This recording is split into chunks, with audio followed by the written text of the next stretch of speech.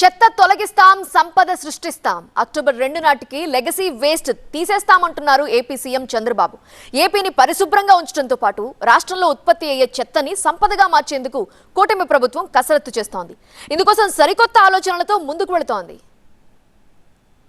ఏపీని స్వచ్ఛ రాష్ట్రంగా మార్చాలనే లక్ష్యంతో కూటమి ప్రభుత్వం ముందుకు సాగుతోంది. 2047 నాటికి రాష్ట్రంలో 50% పచ్చదనం ఉండేలా ప్రణాళికలు అమలు చేస్తోంది. కేవలం పర్యావరణ సమస్యలను పరిష్కరించడమే కాకుండా చెత్త నుంచి సంపద సృష్టించేందుకు అవకాశం ఉందని చంద్రబాబు వివరించారు. త్వరలో స్వచ్ఛ వాహనాలు ప్రజల ఇంటికి వస్తాయని, ఆ వాహనాలకు పాత వస్తువులు ఇస్తే దానికి బదులుగా కావలసిన నిత్యావసర వస్తువులను అందిస్తామని తెలిపారు. ఈ రోజు నేను చూశాను, ఈ చెత్త నుంచి పెద్ద ఎత్తున సంపద సృష్టించే అవకాశం ఉంది. రేపు ఎల్లుండో మీ ఇంటికి కొన్ని వాహనాలు వస్తాయి. మీ చెత్తంతా ఇస్తే దానికి వస్తువులు మీకు తిరిగి ఇస్తామని చెప్పి కూడా నేను మీకు తెలియజేస్తున్నా. మీ పాత వస్తువులు తీసుకొని మీకేం కావాలనో అవన్నీ ఇచ్చే ఏర్పాట్లు చేస్తున్నామని చెప్పి కూడా నేను మీకు తెలియజేస్తున్నా. ఒక్క నెలలో 100 వాహనాలు పెడుతున్నాం. ఆ తర్వాత ఎన్ని వాహనాలు కావాలో అన్ని పెట్టి మీరు వాడిన వస్తువుల్ని, పనికిరాని వస్తువులు తీసుకొని మీరు వాడకానికి పనికొచ్చే వస్తువుల్ని మీకు అందజేసే బాధ్యత నాదని మరొక్కసారి మీ అందరికీ హామీ ఇస్తున్నా. గత ప్రభుత్వం 85 లక్షల మెట్రిక్ టన్నుల చెత్తను రోడ్లపై వేసిందని, ఆ చెత్తపై పన్ను కూడా వేసిందని చంద్రబాబు విమర్శించారు. తాను వచ్చాక వెంటనే ఆ పన్ను తొలగించానని చెప్పారు. చెత్త తొలగించడమే కాకుండా చెత్త రాజకీయాలను కూడా క్లీన్ చేస్తానని అన్నారు.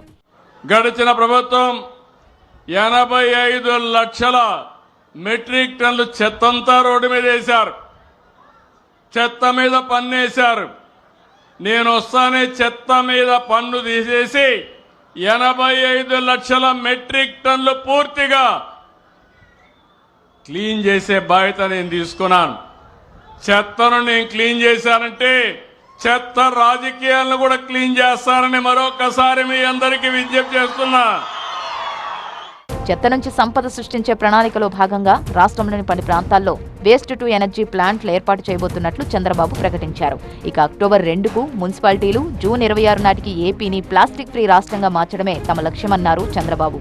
చెత్త నుంచి కరెంటు తీస్తున్నాం, అదే మరి చెత్త నుంచి కాంపోస్ట్ తీస్తున్నాం, అదే మరి కొన్ని వస్తువులు రీసైక్లింగ్ పంపిస్తున్నాం. దీనివల్ల సర్క్యులర్ ఎకానమీ బాగుపడుతుంది. విశాఖ, గుంటూరులో వేస్ట్ ఎనర్జీ ప్లాంట్స్ ఉన్నాయి. తొందరలోనే రాజమండ్రి, నెల్లూరు, కడప, కర్నూలులో కొత్త ప్లాంట్స్ వస్తాయి. అదే సమయంలో ప్లాస్టిక్ ఫ్రీ ఏపీగా తయారు చేస్తాం.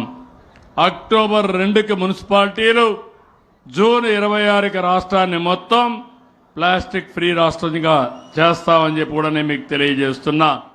భావితరాల భవిష్యత్ అంతా పర్యావరణం మీదే ఆధారపడి ఉంది. అందుకే కూటమి ప్రభుత్వం పర్యావరణ సంస్కరణకు ప్రాధాన్యమిస్తోందని, రాష్ట్రాన్ని ప్లాస్టిక్ ఫ్రీగా మారుస్తామంటున్నారు చంద్రబాబు.